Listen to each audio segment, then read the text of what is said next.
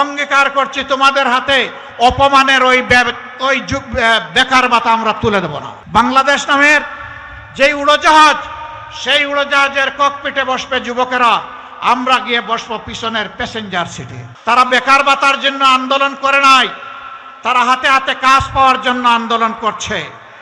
আমরা যুবক যুবতীদেরকে ওয়াদা করছি, অঙ্গীকার করছি তোমাদের হাতে অপমানের ওই বেকার ভাতা আমরা তুলে দেব না, বরঞ্চ তোমাদের হাতে হাতে আমরা তোমাদের হাতগুলোকে দক্ষ হাত বানিয়ে ইনশাআল্লাহ তোমাদের মর্যাদার সাথে যায় সেই মর্যাদাপূর্ণ কাজ তোমাদের হাতে তুলে দেব। সেদিন তোমরা এই দেশ গড়বা, তৈরি হয়ে যাও। এই দেশ তোমাদের জন্য আমরা গড়তে নেমেছি, তোমাদের হাতে এই দেশের ভার আমরা তুলে দিতে চাই।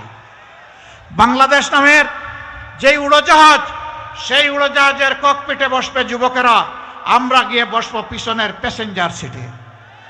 দেশ তারা রকেট গতিতে চালিয়ে সামনের দিকে নিয়ে যাবে, পিছনে তাকানোর আমাদের আর সময় নাই।